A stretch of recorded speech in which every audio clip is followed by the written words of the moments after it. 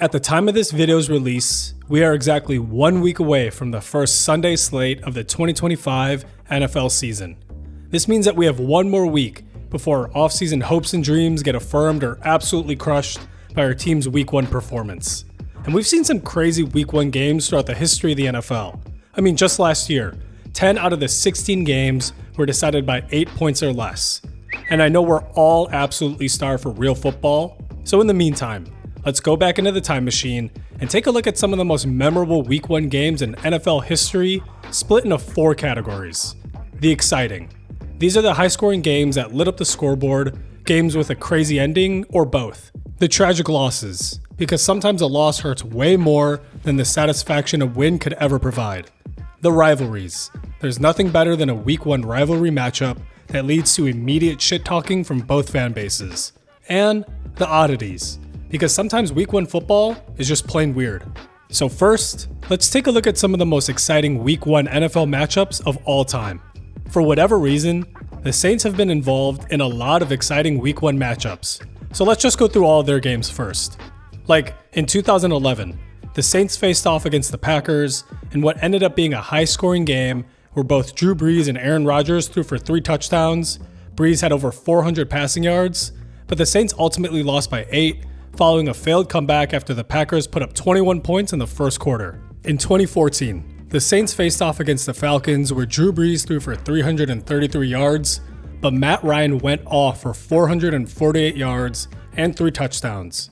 There were 3 TDs scored in the fourth quarter, including a Mark Ingram touchdown run to put the Saints up by 3 with a minute and a half left. But Matt Ryan led the Falcons down the field to eventually set up Matt Bryant for a 51-yard field goal that sent the game into overtime. In OT, Marcus Colston fumbled the ball, which immediately set the Falcons up in field goal range, where Bryant did it again, but this time to win the game 37-34. Next, in 2016, the Saints faced off against the Raiders where Drew Brees threw for 423 yards and 4 touchdowns, but again, the Saints started off the season 0-1. There were 4 total touchdowns scored in the fourth quarter of this game, and the final touchdown was off of an 11-play, 75-yard drive where Derek Carr put the Raiders up by 1 off of a touchdown pass to Seth Roberts and a 2-point conversion converted by Michael Crabtree. Rookie Will Lutz did have the opportunity to win this game off of a 61-yard field goal try, but it was just off and solidified a Raiders win. Tell me if this sounds familiar. In the Saints 2018 Week 1 matchup, Drew Brees threw for over 400 yards and 3 touchdowns, but lost by 8 points. This time it was to the Ryan Fitzpatrick-led Buccaneers, where he also threw for over 400 yards, but won up Brees with 4 touchdowns. The Saints got off to a good start this game, with their first drive ending in a touchdown, but the Bucs quickly got up to a 31-17 lead in the second quarter following a fumble return touchdown before halftime, and held on to that lead for the rest of the game. Yet, it all comes full circle, because in the following season, the Saints had another exciting Week 1 game where Brees threw for 370 yards and 2 touchdowns, with Will Lutz sealing the victory with a 58-yard field goal with zeros on the clock. There is one more Week 1 Saints game that I want to mention, but I'll save that for another section because I think Saints fans have had enough already. Before we officially shift our focus to some other individual matchups in league history, I wanted to take a look at Week 1 of the 2012 NFL season. Across the 16 Week 1 games in the 2012 season, there were 791 total points scored, the most points in a single week, with 5 teams scoring 40 points or more. Going further back in time, we have a 1981 matchup between the Chiefs and the Steelers, where both teams combined for 70 points, with Bill Kenny and Terry Bradshaw throwing for 2 touchdowns each. But a Terry Bradshaw fumble return for a touchdown and Terry Bradshaw interception on the Steelers' last 2 drives of the fourth quarter ultimately gave the Chiefs a 4-point victory. In 1994, we saw an incredible Week 1 duel where both Drew Bledsoe and Dan Marino threw for over 400 yards, with Bledsoe recording 4 touchdowns and Marino recording 5. This game was Marino's first game back from his torn Achilles and ended up being a back-and-forth game, which included 2 60-yard touchdown passes, 2 50-yard touchdown passes where the Dolphins ultimately won by 4 points. Ben Coates had 161 yards on 8 receptions, while Irving Fryer had 211 yards on 5 receptions with 3 touchdowns. A 1998 Week 1 game between the Jets and the 49ers where Steve Young threw for 363 yards and 3 touchdowns, while Garrison Hurst ran for 187 yards and 2 touchdowns, including an incredible 96-yard game-winning touchdown run in overtime to give the 49ers a 6-point win. Jets quarterback Glenn Foley also threw for 415 yards and 3 touchdowns, while Keyshawn Johnson and Wayne Chrebet went for 125 yards each. In 2000, the Rams and the Broncos faced off in a game that ended with 77 points, with Brian Griese throwing for 307 yards and 2 touchdowns, but Kurt Warner went for 441 yards and 3 touchdowns to give the Rams a 5-point win. And looking back throughout the year starting in 2024, the Ravens and Chiefs matchup was a tightly contested game that ended with a toe out of bounds. In 2023, Tua and Tyreek went off against the Chargers in a game that scored 70 combined points, where Tyreek caught 215 out of Tua's 466 passing yards. In 2021, the Buccaneers, coming off their Super Bowl victory, secured the 2-point win over the Cowboys off of a last-second field goal from Ryan Suckup, where Brady threw for 379 yards and Dak threw for 403. Next, let's go to the tragic losses, because sometimes the sadness of a loss outweighs even the satisfaction of a win. Most of the games featured in this section are going to be tied to a team that had lofty preseason expectations, which were promptly shattered, or at least put on hold, following their team's first game. First, I wanted to go back to 2023, when the Giants and Cowboys faced off in Week 1. The Giants were coming off of a season where they made the playoffs and beat the Vikings in the wild card to advance to the divisional round. Although they were blown out in that game, there was a lot of optimism heading into the 2023 season, with Daniel Jones signed to a new contract, new weapons like Darren Waller and Jalen Hyatt, and Saquon Barkley back for another year as he was franchise tagged in July.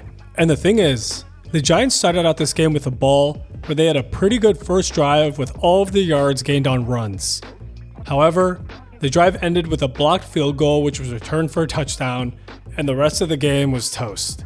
Daniel Jones threw 2 interceptions, including a pick six, in what ended up being a 40-0 shutout, where Dak only had 143 passing yards and didn't even throw a single touchdown.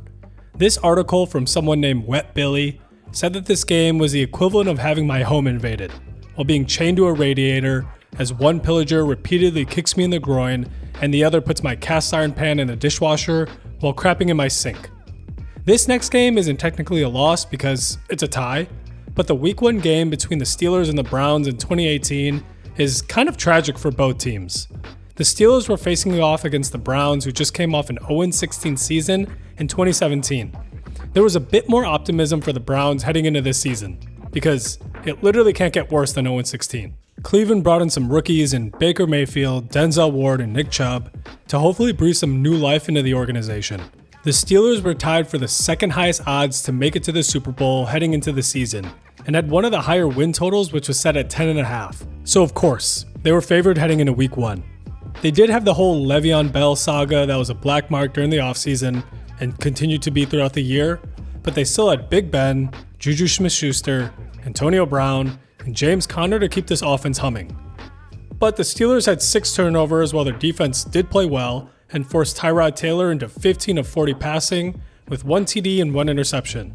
This game went into overtime after a Josh Gordon touchdown tied the game up with just under 2 minutes left, but in overtime, this was a play sequence. Punt, punt, punt, miss game-winning field goal attempt, punt, fumble, block game-winning field goal attempt, ball game. The Browns were so close to winning their first game in over 600 days, but that day had to wait. On the other side, Steelers fans were disgusted with their team's performance and said that their team deserved to lose that game. So at the end of the day, both teams left unsatisfied. This next game also kind of left both teams unsatisfied, but there was an actual winner this time. In the Monday night matchup between the Bills and the Jets, Aaron Rodgers made his Jets debut and ran out of the tunnel holding the American flag. He then proceeded to tear his Achilles on the Jets' very first offensive drive of the game. So Zach Wilson was thrusted into the game and did what he needed to do, aka hand the ball off to Breece Hall, who averaged 12.7 yards per carry, to get the Jets to overtime. On the other side, Josh Allen threw 3 interceptions and took 5 sacks. In overtime, Xavier Gipson returned a punt to win the game, which was exciting for Jets fans in the moment, but at the end of the day, Rodgers was out for the season, which killed all of the momentum that this fan base was fed with Hard Knocks in the offseason and all the expectations that they had coming into the season. On the Bills side, they lost to Zach Wilson. Enough said. You could also include the last 3 week 1s for the Cincinnati Bengals, where they lost by 3 to the Steelers in 2022, got blown out by the Browns in 2023, and lost to the Patriots last year, which was just a terrible loss, and followed the trend of the Bengals being unprepared for week 1 3 years in a row. And speaking of the Bengals, in 2009, they faced off against the Denver Broncos in week 1 and scored a touchdown after an 11-play, 91-yard drive that put them up by 1 point with only 38 seconds on the clock in the fourth quarter. Then on the Broncos' final drive, Kyle Orton threw up the ball to Brandon Marshall, which was tipped by a Bengals DB and caught by Brandon Stokely, who ran it in for an 87-yard, game-winning touchdown, which ended up being his only reception of the entire game. Now, let's move on to the notable Week 1 rivalry matchups that we've seen throughout the years. I'm going to get these games out of the way first, because there have been a lot in recent years. Bears versus Packers. Now, these games could have been placed under the tragic loss category for Bears fans, but it feels right to place them here since this is the oldest rivalry in football. In 2023, the Bears entered the season as the offseason champs, with DJ Moore on the roster after they traded the first overall pick to Carolina, and Justin Fields coming in with a lot of hype, even receiving MVP buzz in the offseason. So there was a lot of excitement heading into this game, with it also being Jordan Love's first game as the Packers' full-time starting quarterback. What happened was an ass whooping. Jordan Love had all day in the pocket, while Fields ended up getting sacked 4 times, with DJ Moore only recording 2 catches, resulting in a 38-20 loss for Chicago. In 2019, the Bears were coming off a great NFC North winning 2018 season, even though it had a devastating ending. There was still a ton of hype for this Bears team heading into the 2019 season, with Trubisky entering year 3 and most of their defensive core returning for another season. So in this Week 1 matchup, the defense showed up, holding Rodgers and the Packers to only 10 points. But the Packers defense also showed up, along with the Bears offense being nowhere to be found, as they only scored a single field goal. There was also a drive in the fourth quarter where the Bears had 3 straight penalties, which backed them up to 1st and 40, which is hilarious. So yet another Bears Week 1 loss to the Packers.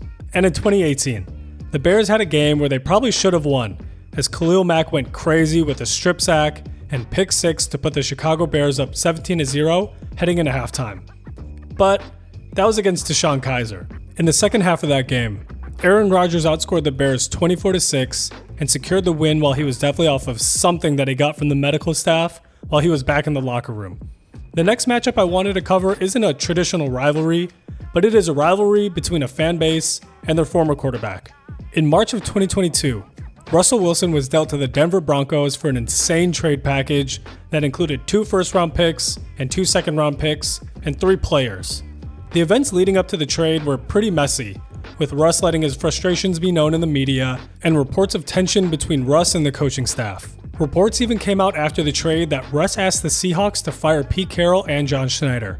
So after a summer of Broncos country let's rides, all of this culminated in a Week 1 matchup in Seattle between Wilson and his former team. Seahawks fans booed Russ as he came out for pregame warmups, and this continued well into the game. Russ didn't play bad, as he passed for 340 yards and a touchdown. But a Matt Eberflus-level disaster class from Nathaniel Hackett left the Broncos trying to win the game off of a 64-yard field goal, which was missed giving the Seahawks the win and left Broncos fans in disbelief. We've also had some quote-unquote Week 1 rivalry games in the form of playoff rematches, where the Broncos faced off against the Ravens following the crazy divisional round game where the Broncos were able to get their revenge, with Manning throwing for 462 yards and 7 touchdowns. Also, the Broncos had a Super Bowl rematch against the Panthers in 2016 where Trevor Siemian, but more so the defense, led Denver to a 1-point win after Graham Gano missed a 50-yard game-winning field goal opportunity with 9 seconds left. I mentioned the Cowboys and the Giants before, but they've had multiple Week 1 matchups throughout the years. In 2015, the teams faced off in Week 1 where Tony Romo threw a game-winning touchdown pass to Jason Witten with 7 seconds left on the clock to put the Cowboys up by 1. In 2012, the Cowboys spoiled the Super Bowl winning Giants opening night with a 7-point victory where Romo threw for 300 yards and 3 touchdowns, while DeMarco Murray ran for 131 yards. In 2007, the Cowboys beat the Giants again in a 45-35 victory where both quarterbacks had over 300 yards and threw for 4 touchdowns each. And in 1999, the Cowboys faced off against Washington, where Troy Aikman had 5 touchdowns and Brad Johnson had 382 yards and 2 touchdowns. This game finished with 76 total points and was won off of a 76-yard game-winning pass in overtime from Aikman to Rocket Ismail, where the Cowboys completed a 21-point comeback. To finish this video out, let's take a look at some of the oddest Week 1 games that we've ever seen. Last year, the Bears faced off against the Titans in Week 1, where Chicago came back from a 17-0 deficit to win the game without recording a single offensive touchdown. In 2003, the Bills shut out the Patriots in a 31-0 victory, where Drew Bledsoe and Lawyer Malloy, who was cut by the Patriots a few days before this game, got their revenge against their old team. But the Bills proceeded to finish the season 6-10, while the Patriots finished the season with a 14-2 record and won the Super Bowl. This one isn't odd per se, but it is interesting. In 2015, the Bucs faced off against the Titans in a first and second overall pick duel, where Mariota had 4 touchdowns in the first half, while Jameis threw a pick 6 on the very first offensive drive, which definitely won't be an omen for the rest of his career. In 2019, the Ravens beat the absolute brakes off of the Dolphins in a 59-10 win, with Lamar throwing 5 touchdowns, Mark Ingram scoring 2 on the ground, and RG3 even getting in on the action, going 6 for 6 for 55 yards and a TD. And the year before that, the Ravens dominated the Bills 47-3, with Joe Flacco going for 3 scores, the Ravens going for 3 touchdowns on the ground, and Baltimore's defense holding Josh Allen and Nathan Peterman to 11 of 33 passing for 98 yards, 6 sacks, and 2 picks. But 59 points wasn't the most points scored by a single team in Week 1 history, because in 1973, the Atlanta Falcons scored 62 points against the Saints, where Dick Shiner threw for 227 yards and 3 touchdowns, while Archie Manning and Bob Davis combined for 57 yards and 6 interceptions. We see some truly wild games during Week 1 of the NFL season, and I cannot wait to see what happens on the field this year. We're so close to football officially being back on our screens, so let's get ourselves ready for all of the silliness, wild performances, and blowouts that come with Week 1.